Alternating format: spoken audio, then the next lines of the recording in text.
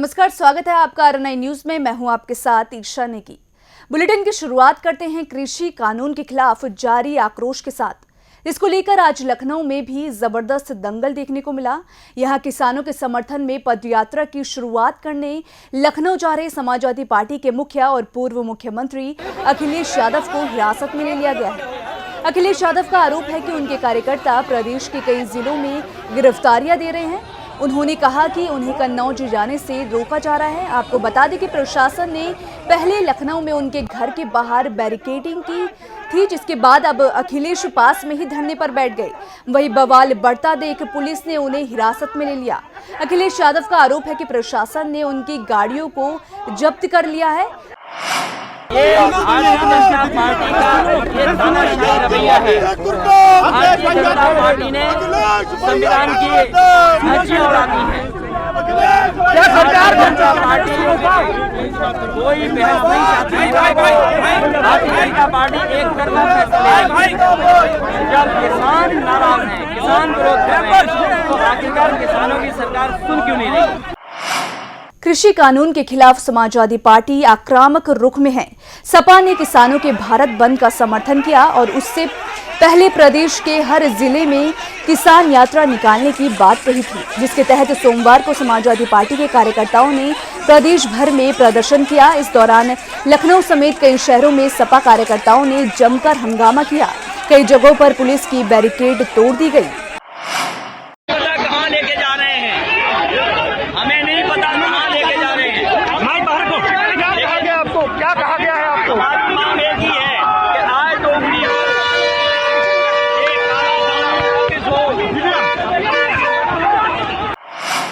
इसी कड़ी में मेरठ के सपा नेता अतुल प्रधान को भी पुलिस प्रशासन ने घर में ही नजरबंद कर दिया है। बताया जा रहा है कि अतुल प्रधान ने अखिलेश यादव के आह्वान पर भारत बंद की तैयारी में जुट गए थे।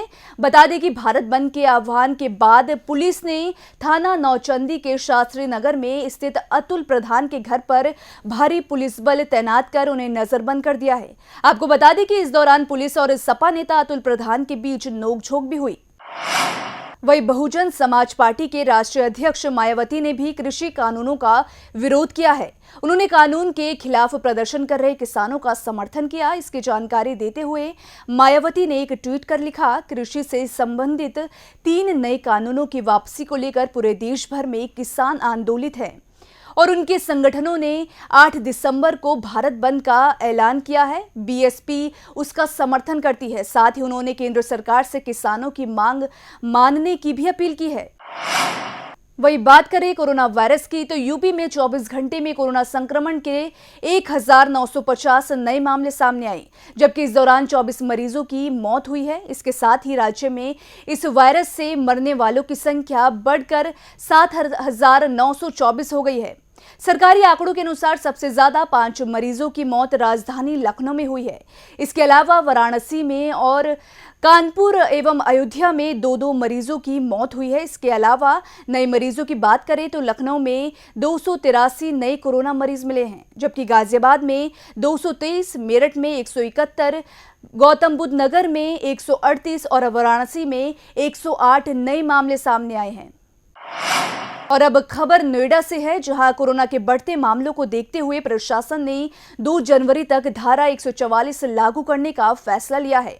नोएडा प्रशासन इस बात को लेकर आशंकित है कि 23 दिसंबर को चौधरी चरण सिंह जयंती, 25 दिसंबर को क्रिसमस और 31 दिसंबर और 1 जनवरी को नए साल के मौके पर नोएडा में भीड़ बढ़ सकती है। ऐसे में प्रशासन ने भीड़ बढ़ने पर कोरोना केस और बढ़ने की आशंका को देखते हुए धारा 144 लगाने का फैसला किया है। ऐसे में एक जगह 4 से ज्यादा लोगों के जमा होने की इजाजत नहीं होगी। वही कोरोना महामारी की वजह से पिछले करीब 9 महीने से बंद लखनऊ यूनिवर्सिटी में सोमवार से एक बार फिर चहल पहल देखने को मिली। बता दें कि आज से ग्रेजुएशन और पोस्ट ग्रेजुएशन की ऑफलाइन क्लासेस शुरू हो रही हैं, जहां यूनिवर्सिटी के सभी विभागों ने अपने स्तर पर ऑफलाइन क्लासेस का टाइम टेबल तैयार कर लिया है। वहीं ऑफलाइन क्लास में भी 50% छात्रों को ही बुलाया जाएगा। साथ ही 2 सेक्शन वाली कक्षाएं सुबह और शाम की शिफ्ट में चलेंगी। कुलपति के मुताबिक शिक्षकों, अधिकारियों, कर्मचारियों और दिव्यांग स्टूडेंट्स के वाहन प्रवेश की अनुमति दी है। जिनको एलयू प्रशासन की ओर से वाहन पास जारी किए जाएंगे। इन लोगों को वाहन केवल गेट नंबर 2 से अंदर लाने को अनुमति होगी। जहाँ तक विश्वविद्यालय खुलने की बात है तो आज लगभग 8 महीने के बाद हमारा लखनऊ विश्वविद्यालय खुला है और जिसमें काफ़ी संख्या में विद्यार्थी आए भी हैं लखनऊ विश्वविद्यालय में, क्योंकि 8 महीने से वो ऑनलाइन क्लासेस में पढ़ रहे थे और ऑफलाइन का जो क्लासेस का हमें लगता बड़ा उत्साह है उनको, और उस उत्साह को देखते हुए मैंने देखा है कि क्लासेस में विद्यार्थियों की संख्या ठीक ठाक है। और जहाँ तक मैं बात करूँ जो हमारे निर्देश हैं, सरकार के निर्देश हैं, उसमें ये कहा गया था कि 50% बच्चे अपने क्लासेस में आएंगे और आड इवेंट के हिसाब से आएंगे। एक दिन ये 50%, दूसरे दिन दूसरे 50%। उस हिसाब से हमारे लखनऊ विश्वविद्यालय में आज की उपस्थिति बहुत अच्छी रही और जो हमारे क्लासेस हैं उन क्लासेस में इस तरीके से व्यवस्था की गई थी जहाँ पर सोशल डिस्टेंसिंग का पूर्णतः पालन हो सके। इस समय हम खड़े हैं लखनऊ विश्वविद्यालय पर, जहां आप देख सकते हैं कि कॉलेज की जो रौनक है वो वापस आ चुकी है। यहां पर आपको बता दें कि कोरोना महामारी के चलते सरकार ने विश्वविद्यालय व कॉलेज को बंद करने का आदेश कर दिया था। वहीं सरकार ने 8 महीने बाद 23 नवंबर से स्कूल और कॉलेज को खोलने का आदेश कर दिया था, जिसके बाद सभी कॉलेजों ने ऑफलाइन क्लासेस शुरू कर दी थी। लेकिन लखनऊ विश्वविद्यालय अपना शताब्दी वर्ष समारोह मना रहा था, जिसके चलते लखनऊ विश्वविद्यालय ने अपनी ऑफलाइन क्लासेस 7 दिसंबर से शुरू करने के निर्देश जारी किए थे, जिसके बाद से आज पहले दिन विश्वविद्यालय ने अपनी क्लासेस शुरू कर दी हैं। आपको बता दें कि कोविड-19 के चलते पूरी व्यवस्था का इंतजाम किया गया है। इसकी गाइडलाइन पालन करने के लिए कड़े निर्देश दिए गए हैं। लखनऊ से मोहम्मद राशिद, RNI न्यूज़। अब खबर डॉक्टर भीमराव अंबेडकर विश्वविद्यालय से जुड़ी है, जहां प्रायोगिक परीक्षा के अंक नहीं भेजे जाने पर कॉलेजों पर 50-50 हजार रुपए जुर्माना लगाया जाएगा। बता दें कि विश्वविद्यालय ने अंक भेजने की अंतिम तारीख 10 दिसंबर निर्धारित की है, जिसमें अभी तक 200 कॉलेजों ने प्रायोगिक परीक्षा के अंक नहीं भेजे हैं, जिसके चलते परीक्षा परिणाम और डिग्री बनाने का काम रुका हुआ है। आपको बता दें कि डॉक्टर भीमराव अंबेडकर विश्वविद्यालय से 1100 कॉलेज जुड़े हुए हैं। इनमें से करीब 450 कॉलेजों में प्रायोगिक विषय पढ़ाए जाते हैं। इनमें से 200 कॉलेजों ने 2019-2020 सत्र के BA, BSc, MSc, MS समेत अन्य प्रायोगिक परीक्षा के अंक जमा नहीं कराए हैं। वहीं मिली जानकारी के अनुसार इन कॉलेजों को नोटिस के बाद रिमाइंडर भी दिया जा चुका है, लेकिन इन्होंने अभी तक विश्वविद्यालय में प्रायोगिक परीक्षा की जानकारी उपलब्ध नहीं कराई है। ऐसे में विश्वविद्यालय प्रशासन ने अब अंतिम मौका दिया है। इसके बाद ऐसे कॉलेजों के खिलाफ जुर्माने की कार्रवाई की जाएगी।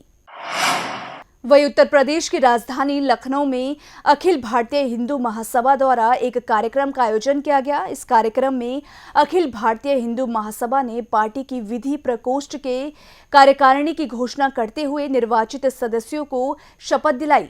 बताया जा रहा है कि प्रकोष्ठ के अध्यक्ष शैलेंद्र श्रीवास्तव सहित सभी निर्वाचित सदस्यों को प्रेस क्लब में प्रदेश अध्यक्ष ऋषि त्रिवेदी ने शपथ दिलाई। इस मौके पर हिंदू महासभा उत्तर प्रदेश कार्यकारिणी अध्यक्ष पंकज तिवारी, प्रदेश प्रभारी पूजन और अखाड़ा परिषद के महामंत्री महेंद्र संतोष दास खाकी समेत पार्टी के वरिष्ठ नेता कार्यक्रम में मौजूद रहे। तो संगठन तो बहुत बनते हैं, मगर जो है कहीं ना कहीं जो है विफल हो जाते हैं। इस संगठन को कैसे आगे बढ़ाएंगे और क्या रणनीति रहेगी आपकी? रणनीति तो हमारी कार्यकारिणी जो है डिसाइड करेगी आगे चल करके। अभी की रणनीति हमारी जो है, अभी जैसे कि 1-2 दिन पहले लव जिहाद वाला मामला आया, सबसे पहले लखनऊ में हिंदू महासभा ने उसको खाया और उस शादी को रोका गया। तो आगे की रणनीति हमारी क्या रहेगी वो 2022 के चुनाव के पहले विस्तृत जानकारी दी जाएगी। वो माननीय अध्यक्ष ऋषि त्रिवेदी जी द्वारा दी जाएगी। अभी तो हमारा आज का कार्यक्रम केवल शपथ ग्रहण समारोह है, विधि प्रकोष्ठ अखिल भारत हिंदू महासभा उत्तर प्रदेश। वहीं यूपी के बुलंदशहर में एक बार फिर गैंगरेप का मामला सामने आया है। पूरा मामला थाना छतारी का है, जहां एक युवती ने अपने साथ गैंगरेप की घटना का आरोप लगाते हुए एक नामजद समेत 3 अज्ञात युवकों के खिलाफ मुकदमा दर्ज किया है। आरोप है कि नाबालिग किशोरी को कार सवार 4 लोगों ने अगवा कर लिया और खेत में ले जाकर युवती को हवस का शिकार बना डाला, जिसके बाद किशोरी को गंभीर हालत में छोड़कर सभी आरोपी फरार हो गए। फिलहाल पुलिस ने 4 लोगों के खिलाफ मुकदमा दर्ज कर लिया है।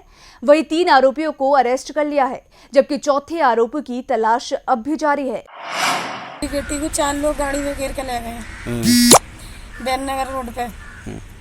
मेरी बेटी के संग बलात्कार किया है और पल्लंग से लौट से पे गाड़ी में तो धक्का मार गए। तो आप थाने आई, थाने में आपकी रिपोर्ट दर्ज कब की गई? 5-6 घंटे बाद लगी है, जब मैंने कई लोगन की वो मांगी है, जब इन्होंने मेरी रिपोर्ट लगी है। अच्छा, पहले क्या कहा इन्होंने? नो कहते हम रिपोर्ट ना लेंगे, और लड़की ने हमें डर के मारे घर में बताई नहीं। किसने कहा था ये सामने बैठे का है। अच्छा, एसओ साहब ने? हाँ, और इन्हें भी लिखी नहीं ना, लिखी नहीं ना, कहीं अपने हाथ से लिखो, वो ऐसा ही। तो अब जो है आपकी क्या मांग है सरकार से? मेरी मांग ये है, इनको सजा मिला कर करके। एक तहरीरी सूचना प्राप्त हुई एक पीड़िता की तरफ से, और एक लड़के को नामित करते हुए गैंग रेप का आरोप लगाया गया। इस प्रकरण में सूचना प्राप्त होते ही अभियोग दर्ज कर लिया गया तथा नामित अभियुक्त को गिरफ्तार कर लिया गया है। जो पूछताछ अब तक की गई है, जानकारी मिली है, उसके आधार पे ये बात निकल के आई है कि लड़की की माँ लोन दिलाने का काम करती है, और दीपावली से 1-2 दिन पहले उसने अभियुक्त के पिता को 30,000 रुपये लोन दिलाए थे। लोन देने के पश्चात वो 2,000 रुपये कमीशन मांग रही थी। इस बात को लेकर दोनों के बीच में कई बार विवाद भी हुआ था, और लोन लेने वाला अभियुक्त का पिता कमीशन नहीं दे रहा था। कल दोपहर को, जैसा कि लड़का बता रहा है, उसकी CDR से एनालिसिस की जा रही है, दोपहर के आसपास लड़के को लड़की के घर बुलाया गया, जहां उसका पिता भी था, और वहां पर इन लोगों के बीच में आपस में झगड़ा भी हुआ है। और लड़के का फिलहाल अभियुक्त का, जो नामित अभियुक्त है, उसका कहना है कि उसने कोई इस तरह का गलत कार्य नहीं किया है। अब हम लोग गहराई से पूरे प्रकरण की छानबीन कर रहे हैं ताकि सत्यता का अनावरण हो सके, और फिलहाल अभियुक्त पुलिस की हिरासत में है। खबर कानपुर से है, जहां नर कंकालों के मिलने से इलाके में हड़कंप मच गया है। बता दें कि पूरा मामला पनकी थाना क्षेत्र के काशीराम कॉलोनी का है, जहां कॉलोनी के पास 4 मृत बच्चे के कंकाल मिलने की घटना सामने आ रही है। बताया जा रहा है कि लोगों द्वारा घटना की सूचना मिलते ही मौके पर पहुंची पुलिस ने तंत्र मंत्र की आशंका जताई है। फिलहाल पुलिस ने नर कंकालों को अपने कब्जे में लेकर पोस्टमार्टम के लिए भेज दिया है और आगे की कार्रवाई में जुट गई है।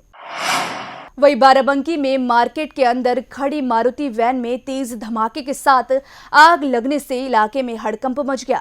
पूरा मामला कोतवाली बदोसराय के मरकामाऊ गांव का है। बताया जा रहा है कि मारुति वैन में गैस रिफिलिंग करते समय आग लग गई। हालांकि मौके पर पहुंचे ग्रामीणों ने आग पर काबू पा लिया है।